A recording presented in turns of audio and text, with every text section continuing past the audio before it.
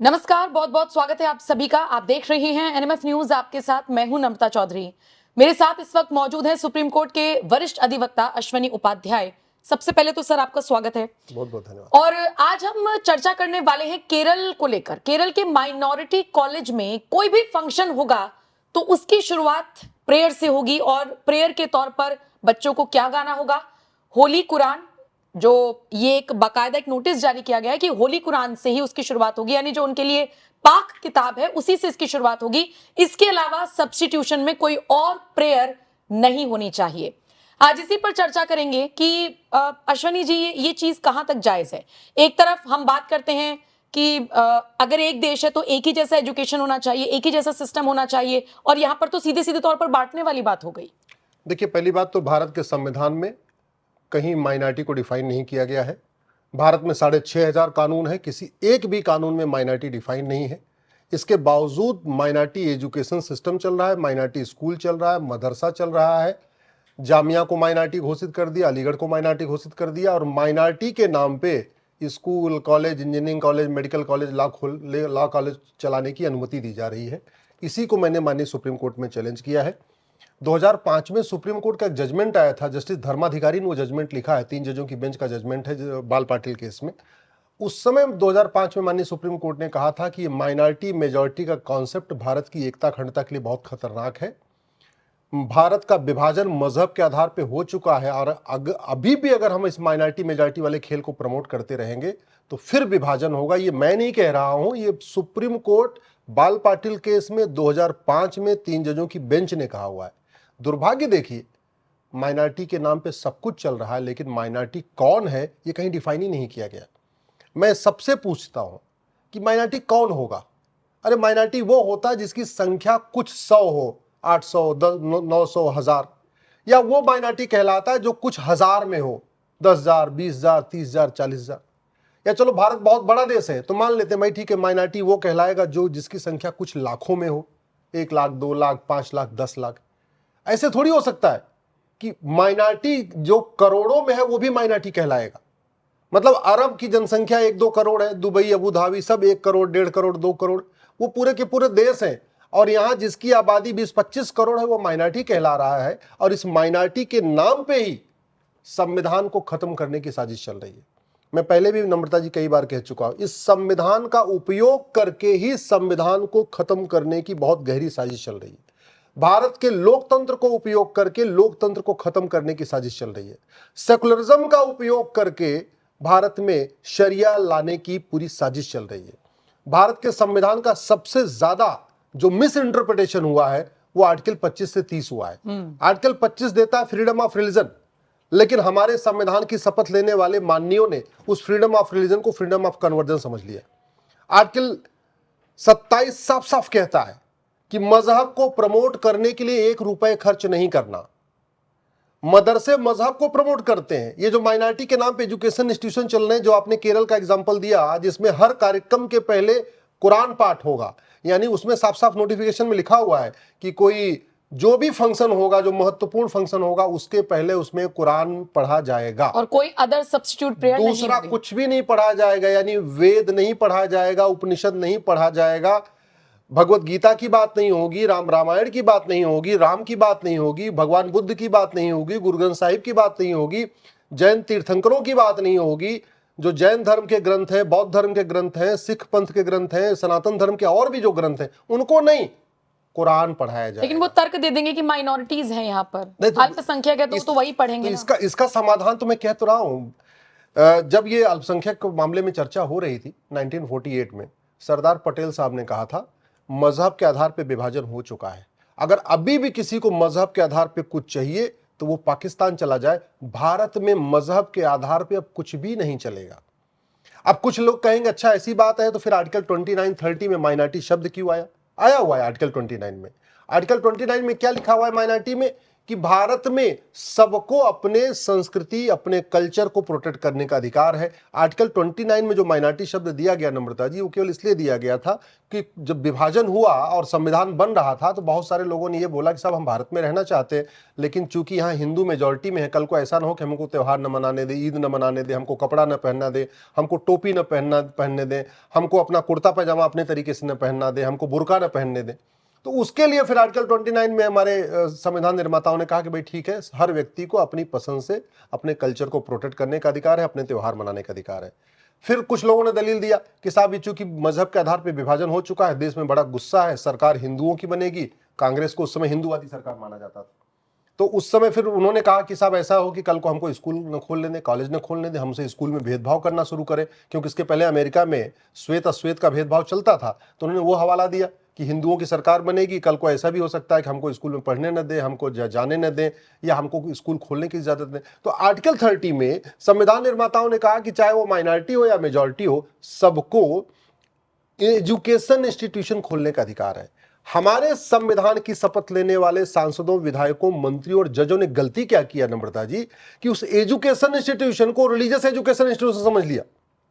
मतलब संविधान का आर्टिकल 30 ने कहा कि भाई सब लोग अपना एजुकेशन इंस्टीट्यूशन खोल सकते हैं। कहने का मतलब इंजीनियरिंग कॉलेज खोल लो, लॉ कॉलेज खोल लो, मेडिकल कॉलेज खोल लो, सब कुछ खोल लो, लेकिन वहां मजहब को प्रमोट नहीं किया जाएगा। इसलिए आर्टिकल 30 में जब स्कूल कॉलेज खोलने की इजाजत, स्कूल नहीं, इंस्टीट्यूशन खोलने की परमिशन दिया, तो उसके पहले आर्टिकल 28 में कह दिया कि मजहब कहीं पे भी प्रमोट नहीं किया जाएगा, रिलीजन प्रमोट नहीं किया जाएगा सरकार के द्वारा मान्यता प्राप्त स्कूल में।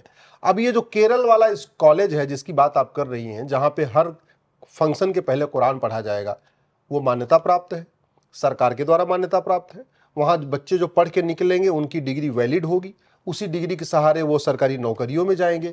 अगर कॉलेज में रहते रहते उनके अंदर कुरान भर दिया जाएगा, कुरान ही सिखाया जाएगा, दूसरा कुछ भी नहीं सिखाया जाएगा, तब तो वो चाहे वो इंजीनियर बने, चाहे डॉक्टर बने, चाहे वो प्रोफेसर बने, चाहे लॉयर बने, चाहे जज बने, चाहे कलेक्टर बने, चाहे कप्तान बनेंगे, अल्टीमेटली वो मजहब को ही प्रमोट करेंगे। और ये देखने में आ भी रहा है, जिस तरीके से यूपीएससी से हाथ चल रहा है, यूपीएससी में जिस तरीके से बड़ी संख्या में लोग आ रहे हैं और आने के बाद जहां भी उनकी पोस्टिंग हो रही है वो एक तरीके से मजहब को प्रमोट कर रहे हैं, वो साफ साफ दिख रहा है।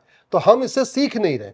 मेरा ये मानना है माइनॉरिटी मेजॉरिटी का खेल खत्म होना चाहिए। संविधान, न हमारे संविधान निर्माताओं की मंशा थी माइनॉरिटी मेजॉरिटी का खेल हो, न आज चलना चाहिए। माइनॉरिटी कमीशन होना चाहिए, यह भारत के संविधान में कहीं लिखा ही नहीं।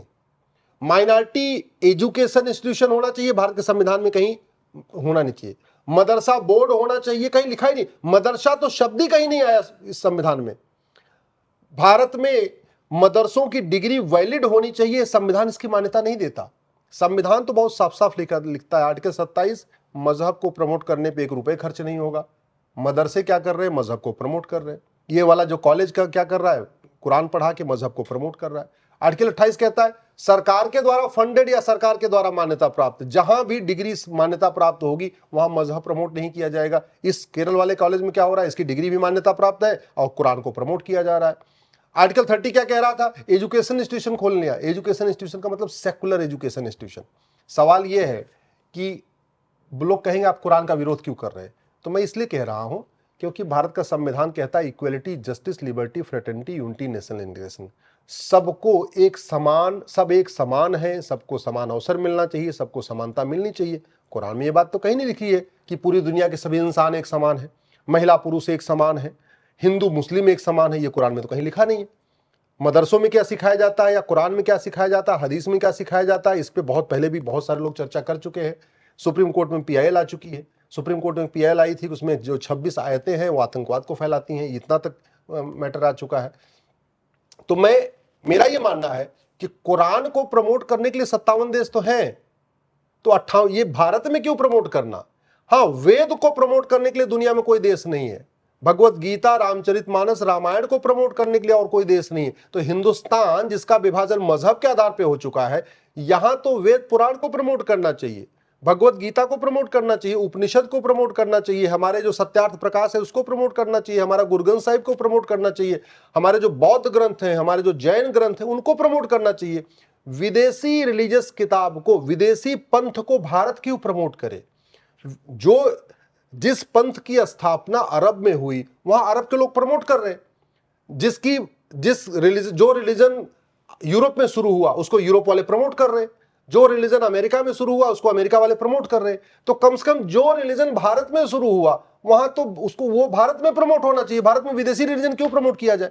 भारत में तो जैनिज्म प्रमोट होना चाहिए, सिखिज्म प्रमोट होना चाहिए, बुद्धिज्म प्रमोट होना चाहिए, सनातन धर्म प्रमोट होना चाहिए, भगवत गीता प्रमोट होनी चाहिए, रामचरितमानस प्रमोट होना चाहिए, गुरु ग्रंथ साहिब प्रमोट होना चाहिए, सत्यार्थ प्रकाश प्रमोट होना चाहिए, आर्य समाज प्रमोट होना चाहिए, जो भारत के पंथ हैं। और इस भारत के पंथों में और विदेशी पंथ में एक अंतर है। भारत के पंथ भारत के संविधान से बिल्कुल मैच करते हैं। संविधान कहता है सब एक समान है। हमारे सारे जो हमारे भारत के अंदर के, चाहे वो बुद्धिज्म, जैनिज्म, सिखिज्म, हिंदुज्म, ये कहते हैं सब एक समान है। संविधान कहता है सबको लिखने, पढ़ने, बोलने की आजादी होनी चाहिए। हमारा वेद पुराण सबको स्वतंत्रता देता है। हमारे भगवत गीता, हमारे रामचरितमानस, उपनिषद सबको अपने विचार रखने की स्वतंत्रता देते हैं। भारत में तो बहुत हजारों सालों से यहाँ पे शास्त्रार्थ की परंपरा रही कि भाई आप आपस में बैठो, आमने सामने करो और चर्चा करो। रामचरितमानस पे कितनी बार चर्चा हो चुकी है, आज तक किसी का गला नहीं कटा। वेद में पुराणों पे, वेद पुराण की ऋचाओं पे कितनी चर्चा हो चुकी है। भगवत गीता पे कितनी खुली चर्चा होती है। पक्ष में तर्क दिए जाते हैं, विपक्ष में तर्क, ये भारत की ये परंपरा रही है। लेकिन विदेशी परंपरा ये नहीं है। आप कुरान पे तर्क नहीं कर सकते, आप बाइबल पे तर्क नहीं कर सकते। अगर आप कुरान की किसी आयत के बारे में कुछ कह दीजिए तो शर्त अंशुदा की धमकी मिल जाएगी। इसलिए मैं कह रहा हूं कि मजहब रिलीजन बांटता है, धर्म जोड़ता है। एक मेरी इसमें पीआईएल भी चल रही है धर्म और रिलीजन के बारे में, धर्म क्या है, रिलीजन क्या है। लेकिन मेरा तो ये कहना है बहुत जल्दी से जल्दी इस माइनॉरिटी अफेयर मिनिस्ट्री को खत्म किया जाए, माइनॉरिटी कमीशन को खत्म किया जाए, माइनॉरिटी के नाम पे जितने नियम कानून हैं इनको खत्म किया जाए, जो मजहब के आधार पर नियम कानून है इनको खत्म किया जाए, मजहब के आधार पर जो वक्फ बोर्ड, वक्फ ट्रिब्यूनल है इसको खत्म किया जाए, मजहब के आधार पर जो अल्पसंख्यक मंत्रालय, अल्पसंख्यक आयोग बना इसको खत्म किया जाए, मजहब के आधार पर लोन वजीफा बंद किया जाए, ये जो हलाल सर्टिफिकेशन है इसको बंद किया जाए। अगर हम इन चीजों को प्रमोट करेंगे तो भारत फिर बर्बाद होगा, फिर नरसंहार होगा, फिर विभाजन होगा। पिछले 2500 सालों में भारत का 25 विभाजन हो चुका है, 25 टुकड़े हो चुके हैं। भारत से 25 देश बने 2500 सालों में, और 7 देश तो पिछले 200 साल में बने। ये मालदीव भारत का हिस्सा था, अफगानिस्तान भारत का हिस्सा था, पाकिस्तान भारत का हिस्सा था, बांग्लादेश भारत का हिस्सा था, इंडोनेशिया भारत का हिस्सा कभी हुआ करता था, मलेशिया कभी भारत का हिस्सा हुआ करता था। ये सारे के सारे देश कभी भारत के हिस्सा हुआ करते थे जब अखंड भारत हुआ करता था। तो मेरा ये कहना है 25 टुकड़े पहले हो चुके हैं 2500 सालों में, 7 टुकड़े हो चुके हैं पिछले 200 साल में। आज की स्थिति यह है कि 1947 में पाकिस्तान और बांग्लादेश हमसे निकल चुका। 1805 में नंदराम टिक्कू प्रधानमंत्री हुआ करते थे, वो अफगानिस्तान बन चुका है। भारत के 9 राज्यों में हम ऑलरेडी खत्म हो चुके हैं। 800 जिलों में से 200 जिलों में हिंदू खत्म हो चुके हैं। 6000 तहसीलों में से 1500 तहसीलों में हिंदू खत्म हो चुके हैं। भारत के बॉर्डर की जो 300 तहसीलें, उनकी 300 की डेमोग्राफी बदल चुकी है। अभी भी अगर हम विदेशी मजहब को प्रमोट करेंगे माइनॉरिटी के नाम पे तो हमारे लिए अच्छा नहीं आएगा, भारत सुरक्षित नहीं होगा। अगर भारत को सुरक्षित बनाना है तो यहां पे सर्जिकल स्ट्राइक करनी पड़ेगी मजहबी नियम कानूनों पे। भारत में जो मजहब के आधार पर नियम कानून, आयोग, मंत्रालय, बोर्ड, ट्रिब्यूनल, लोन वजीफा चल रहा है, इसके ऊपर सर्जिकल स्ट्राइक करके खत्म करना होगा, तब जाके भारत सुरक्षित होगा। बाहर के दुश्मनों को पाकिस्तान हमारी सेना निपट लेगी, लेकिन अंदर जो चल रहा है मामला, वो जो संविधान, जो कानून की कमियों को उठा के किया जा रहा है या घटिया कानूनों को बनाया गया है, उनको खत्म करना पड़ेगा। अंत में नम्रता जी एक बात कहता हूं, एक भी अंग्रेजी कानून छूटा तो भारत सुरक्षित नहीं बचेगा, और एक भी कांग्रेसी कानून छूटा तो भी भारत सुरक्षित नहीं होगा। क्योंकि कांग्रेस ने वही काम किया है जो मुगलों ने तलवार के दम पे किया, जो अंग्रेजों ने कानून बना के किया, उसी को कांग्रेस ने आगे बढ़ाया है और ऐसे घटिया कानून बनाए हैं। लेकिन ये सारी समस्याएं हैं, इनका समाधान कैसे हो सकता है कि सारे जितने भी कानून थे उन सब में अमेंडमेंट्स कर दिया जाए? फिर तो ये लोग सड़कों पर उतर आएंगे। नहीं, वक्फ का हाल हमने देखा, मुर्शिदाबाद जला। देखिए, सड़क पे क्यों आएंगे? सड़क पे अगर हम सीधे सीधे कानून बनाएंगे तो सड़क पे आ जाएंगे। हमको किसान से सीखना पड़ेगा। मैं किसान का बेटा हूं, गांव का मैं देखा हुआ है, गांव में किसान कैसे फसल कैसे पैदा करते हैं। किसान सीधे सीधे बीज नहीं बोते, आपको भी पता होगा, आप भी कहीं गांव देश में निकलती होंगी तो आपको पता होगा। किसान कभी खेत में सीधे बीज नहीं बोता।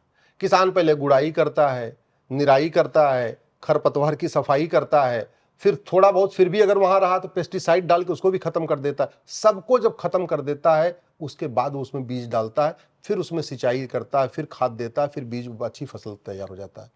सीधे सीधे इन घटिया कानूनों को बदलने से लोग सड़क पे आएंगे। उसके लिए आपको पहले कठोर दंड का प्रावधान करना पड़ेगा, जस्टिस विद इन ईयर लागू करना पड़ेगा, आगजनी करने को जघन्य अपराध घोषित करना पड़ेगा, हाईवे पे बैठ के घेरने को जघन्य अपराध घोषित करना पड़ेगा, प्रॉपर्टी को आधार से लिंक करना पड़ेगा, इनकी जो विदेशी फंडिंग आती है इनको फंडिंग रोकना पड़ेगा, एफसीआरए के जरिए हजारों करोड़ आ रहा है, हवाला के जरिए हजारों करोड़ आ रहा है, इसको ठीक करना पड़ेगा। सबसे पहले police reform, judicial reform, election reform, tax reform करना पड़ेगा। सबसे पहले इनकी जुताई, गुड़ाई, निराई, खरपतवार की सफाई करके इनको जो कीड़े मकोड़े इनको साफ करना पड़ेगा, फिर कानून बनाएंगे। मैं गारंटी के साथ कहता हूं किसी की हिम्मत नहीं पड़ेगी कि आके वो किसी कानून का विरोध कर दे। सीधे सीधे बनाएंगे तो जैसे सीए के नाम पे उन्होंने घेर लिया, शाहीन बाग बना दिया, ये शाहीन बाग बनाया या हाईवे को जाम किया, क्यों? हमारे घटिया कानून को मैं तो कहता हूं, कई बार कह चुका हूं, आप भारत जो बीएनएस बना है उस बीएनएस को हटाइए, आप ये अमेरिका का फेडरल पिनल कोड लागू करिए। मैं गारंटी के साथ कहता हूं जिहादी, उन्मादी ये सारे भारत छोड़ के भाग जाएंगे। आप अमेरिका का फेडरल पिनल कोड भारत में लागू करिए, उसके बाद कोई भी आप कानून बनाइए, क्या मजाल की कोई सड़क पे आके घेर ले, क्या मजाल की कोई बस जला दे, क्या मजाल की दोबारा मुर्शिदाबाद हो जाए, क्या मजाल की शाहीन बाग हो जाए। मैं गारंटी के साथ कहता हूं अमेरिका का फेडरल पिनल कोड भारत में लागू करिए, अराजकता अपने आप खत्म हो जाएगी। ठीक है, तो सिर्फ एक कॉलेज की ये बात नहीं है, माइनॉरिटीज की बेसिकली ये बात है कि माइनॉरिटी कौन है, ये हमें कब समझ में आएगा, ये दिग्गजों को कब समझ में आएगा और उसका खामियाजा कैसे भुगतना पड़ रहा है, ये हम देख रहे हैं। बहुत बहुत शुक्रिया। और मुझे लगता है कि इस वीडियो को अब मैं आपके हवाले छोड़ती हूँ, आपका इस पर क्या कुछ कहना है? ये जो कुछ भी बातें अश्विनी उपाध्याय जी ने बताई, आपका इस पर क्या कुछ कहना है? अपनी राय हमें कमेंट और कर शेयर करना जरूर मत भूलें। बताइए। कम से कम अगर आपको ये बात ठीक लग रही हो तो अपने कम से कम 10 जानने वालों को शेयर जरूर करें। बिल्कुल। नमस्कार।